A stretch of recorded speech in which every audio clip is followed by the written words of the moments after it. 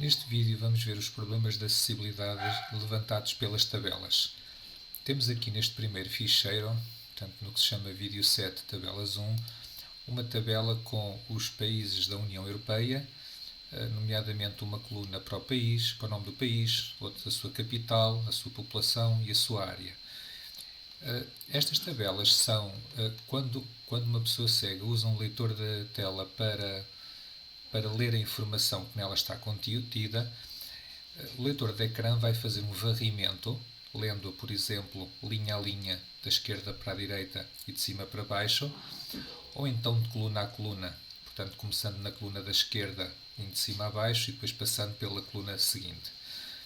Então, algumas regras de acessibilidade para a questão das tabelas. Em primeiro lugar, a primeira linha geralmente não é uma linha que tenha dados, mas sim são os nomes dos cabeçalhos de cada uma das colunas. Portanto, aqui esta primeira linha, como pode ver, indica que a primeira coluna tem dados sobre o nome do país, a segunda a capital, a terceira a população e assim sucessivamente. Portanto, para que o leitor de ecrã informe que esta primeira linha que está a ser lida não são dados propriamente ditos, mas sim o nome das colunas, nós temos que assinalar esta coluna como sendo uma linha de cabeçalho. E para isso nós fazemos o seguinte, portanto, clicamos numa célula qualquer da tabela, portanto, desde que o cursor do rato esteja dentro da tabela é o que é importante, e vai aparecer aqui no menu do Word um novo separador chamado Estrutura da Tabela.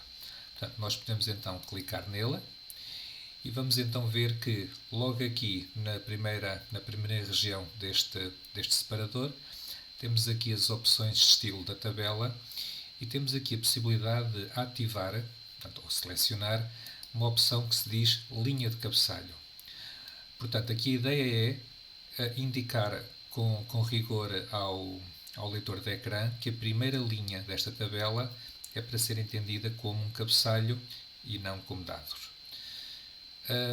A seguir vamos também ver a questão da legendagem desta tabela. Portanto, já vimos que as imagens têm legendas, as tabelas também podem ter legendas.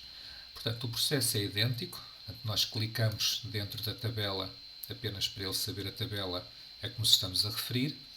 E agora aqui no separador referências, vamos então à opção inserir legenda, como fizemos também nas imagens. E agora o pormenor é que a etiqueta é obviamente a palavra tabela. Portanto, isto não é uma figura, mas sim uma tabela. Portanto, temos que confirmar que a etiqueta que ele vai atribuir à legenda começa com a palavra tabela. E também, como foi dito na altura, entende-se que agora que a posição desta legenda seja sim acima do item selecionado, ou seja, acima da tabela e não em baixo. Isto porque o leitor de ecrã, se começar por ler a legenda antes de ler a imagem, ajuda a pessoa a saber se vale a pena ou não fazer depois o varrimento da tabela e, portanto, da sua informação. Então eu vou preencher aqui o resto da legenda, portanto, aqui onde diz legenda, já tem o texto preenchido, tabela 1, eu podia agora pôr 2 pontos, dados dos países da União Europeia, enfim, isto é só um exemplo. É difícil eu acertar aqui com a legenda, porque como eu vos expliquei da outra vez, a legenda tem muito a ver com o tema do próprio documento e, portanto, se este documento falar sobre os países da União Europeia, a legenda pode ser uma, se este texto falasse sobre países ricos e países pobres, a legenda podia ser outra, como é óbvio. De seguida, vou passar então agora aqui para um próximo... ainda também antes de passar para o próximo exemplo, as tabelas também podem ter um texto que as descreve à semelhança das imagens. Portanto, se eu clicar numa célula qualquer em cima da tabela, com o botão direito do rato, eu posso então ir aqui à opção Propriedades da tabela. Vai-se abrir uma pequena janela e podem ver que tem vários separadores, tabela, linha, coluna, célula, e a seguir tem um separador chamado texto alternativo. Portanto, como aqui o nome indica, nós aqui também poderíamos escrever algum texto que seria lido pelo leitor de ecrã a explicar o que é que esta tabela tem, não é? Embora seja de alguma forma, vamos lhe chamar assim, óbvio, se entendermos os títulos que são dados às colunas, portanto sabemos que é um conjunto de dados demográficos sobre países, podem existir tabelas onde a natureza da tabela e a informação que está contida precisa de uma descrição mais detalhada. Portanto, é recomendável que a tabela também tenha um texto alternativo para descrever. Ele não é visível pela pessoa que vê, não é? É apenas, vamos lhe dizer assim, está escondida atrás da tabela, por assim dizer, e só é lido então pelos leitores de ecrã. Pronto, aqui não vou fazer esse preenchimento, estou só a dar o princípio. Vou então agora abrir aqui o ficheiro número 2, portanto o arquivo número 2, que é o vídeo 7-tabelas 2, que apresenta uma tabela que tem o nome dos 8 planetas do Sistema Solar, Mercúrio, Vênus, Terra, até Neptuno, mas tem também aqui uma coluna a indicar quais são os planetas que são chamados rochosos, que são os 4 primeiros, e os seguintes que são chamados gasosos. Ora, o que acontece aqui é que, como podem ver, a coluna que diz respeito à característica do planeta, se é rochoso ou se é gasoso, as células foram unidas, não é? Portanto, uma vez que Mercúrio, Vênus, Terra e Marte são quatro planetas que são todos rochosos, eu, em vez de escrever na coluna respeitante ao tipo de planeta a palavra rochosos, rochosos, rochosos, rochosos 4 vezes, eu uni as 4 células e escrevi apenas planeta rochosos para descrever estes planetas. Pronto, e fiz o mesmo para os 4 planetas seguintes, para os designar como gasosos. Ora, embora isto seja mais estético e até mais fácil de sistematizar a informação, levanta um problema de acessibilidade, porque quando o leitor de ecrã está a fazer o varrimento e tentar ler isto por uma determinada ordem, há uma certa confusão, porque ele não sabe se ele começa aqui com a palavra planeta rochosos, depois salta para a coluna seguinte e escreve Mercúrio, e depois qual é a célula seguinte para a qual ele salta, não é? Ele não vai ler novamente a palavra planetas rochosos, porque essa célula já foi lida, então agora talvez salte para Vênus ou salte para Terra. Portanto, o varrimento, a ordem com que ele vai varrer os dados está um pouco comprometido e isto pode dificultar a leitura para a pessoa cega. Portanto, aqui o que se recomenda é que não hajam células unidas em tabelas. E, portanto, esta célula aqui, que tem a palavra planeta rochosos, eu vou ter que voltar a desunir e a colocar aqui as 4 células originais que estavam aqui. Portanto, aquilo que eu vou fazer então é, tendo então o ponteiro do rato dentro da célula planetas rochosos, eu vou clicar então com o botão direito do rato e vou aqui à opção dividir células. É-me então indicado qual é o número de colunas e o número de linhas que esta divisão vai ter. Portanto, eu quero que esta célula passe a ter 4 linhas, uma vez que foram estas 4 linhas que foram unidas, e apenas uma coluna. Portanto, não houve aqui união de coluna alguma, foi só as linhas que foram divididas. Portanto, uma coluna, 4 linhas. Eu vou então agora aqui fazer um OK. Pronto, e como podem ver então agora, a tabela já vai estar aqui bem sistematizada. E portanto o que eu agora vou ter que fazer é, a expressão planeta rochosos só ficou na primeira célula destas 4, eu vou ter que fazer um copiar-colar desse texto e colocar então nas 4 linhas abaixo, para que então cada planeta fique na coluna da esquerda com a palavra planeta rochosos e na coluna da direita o nome do planeta. Claro, teria agora que fazer aqui o mesmo procedimento aqui para os planetas gasosos. Também teria que desunir esta célula. O seguinte, fazer então aqui as respectivas que retirei da divisão das células. Por fim, gostava aqui de vos mostrar uma última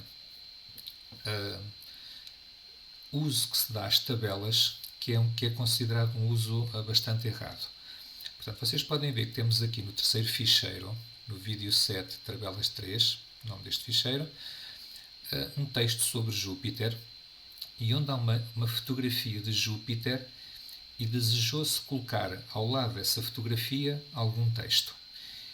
E, portanto, como por vezes é difícil no Word eu pôr uma imagem e texto lado a lado, por vezes faz-se esta pequena técnica que é, cria-se uma tabela com duas células, na célula da esquerda coloca-se a fotografia e na célula da direita coloca-se o texto.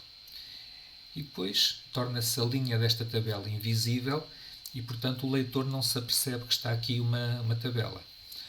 Ora, embora seja uma técnica estética interessante, como podem imaginar, o leitor de ecrã vai dizer que há aqui uma tabela. Portanto, vai dizer tabela, linha 1 tem uma imagem, linha 2 tem coluna 2 tem outra imagem e, portanto, há aqui um conjunto de informação ruidosa que confunde a leitura do texto pelo facto de estarmos a usar uma tabela não como tabela, mas apenas como forma de organizar espacialmente os vários conteúdos.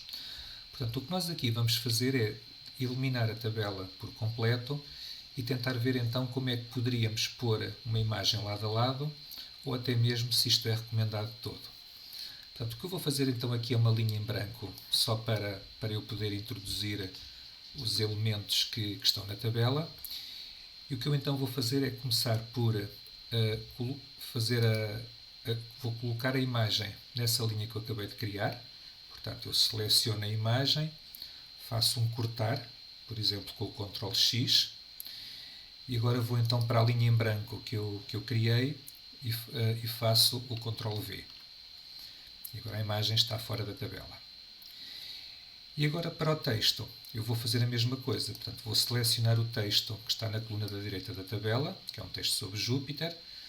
Vou fazer o cortar fazendo um Ctrl X. E agora clicando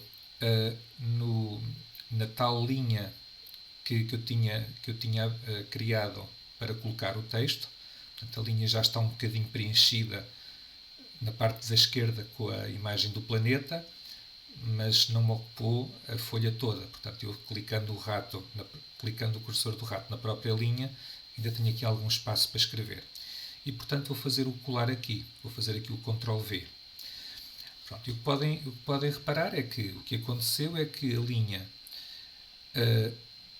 tem agora a imagem do lado esquerdo e quando a imagem acabou, ele começou a escrever o texto até chegar ao fim da linha e depois então continua o texto criando linhas novas abaixo.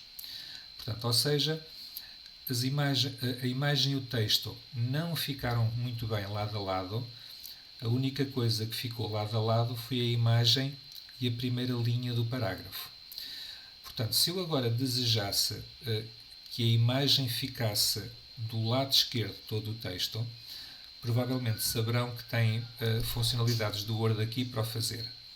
Nomeadamente, clicam então na imagem, selecionam-na, vai-se abrir um separador novo chamado formatação da imagem.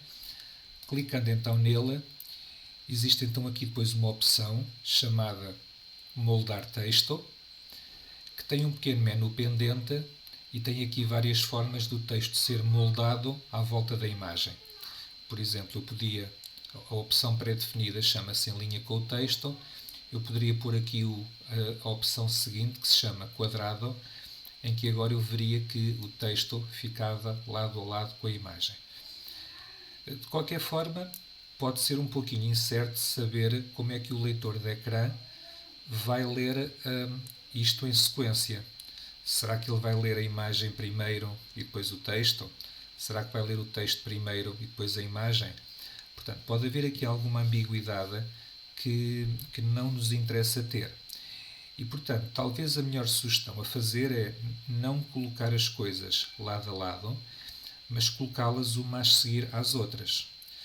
Por exemplo, eu poderia então agora voltar para trás, portanto vou aqui fazer aqui um Ctrl Z, só para que ele ande um passo para trás, e tenho agora a imagem numa linha e o texto nessa mesma linha nas linhas seguintes. Portanto, o que eu vou fazer então é colocar o rato mesmo no início da frase, portanto, que começa em Júpiter, é o meio planeta do Sistema Solar.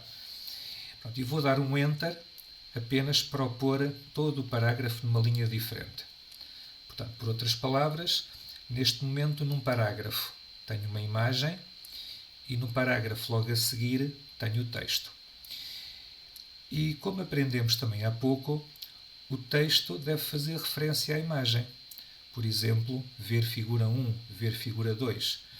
Portanto, talvez aqui a opção melhor, não a vou fazer aqui, mas seria ter o texto todo primeiro, e portanto o texto, podem ver aqui que são 2 parágrafos diferentes, certo? Eu, por exemplo, poderia fazer, primeiro vinha o primeiro parágrafo, e algures nesse primeiro parágrafo estaria a frase ver figura 1. Por exemplo, podia ser logo na primeira frase que diz Júpiter é o maior planeta do Sistema Solar, tanto em diâmetro como a massa, e é o quinto mais próximo do Sol. Entre parênteses, ver figura 1. E, portanto, depois deste parágrafo, então, vinha um parágrafo onde a imagem era colocada, com a legenda, com o texto descritivo, enfim, como aprendemos. E depois, talvez, então, viesse o segundo parágrafo de texto que está aqui.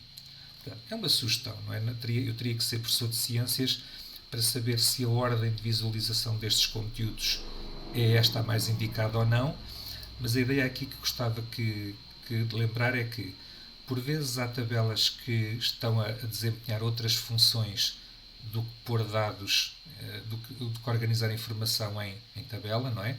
E elas têm que ser eliminadas. Já agora, também para lembrar que a tabela que inicialmente existia ainda está aqui, sob a forma de 2 células vazias. Portanto, obviamente, vamos ter que a deitar fora, certo? Portanto, haverá aqui alguns um botão. Portanto, deixem-me aqui ver se com o botão direito do rato, quando tenho o rato lá dentro dela, posso apagá-la. Portanto, com o botão direito do rato eu vejo aqui a opção eliminar células. Portanto, posso clicar nela. E agora neste menu inteiro, neste menu tenho aqui que eu posso querer eliminar a linha completa. Pronto, e chega à linha porque a tabela só tem uma linha e, portanto, ao fazer OK, a tabela desaparece por completo e tenho então o problema da falsa tabela resolvido.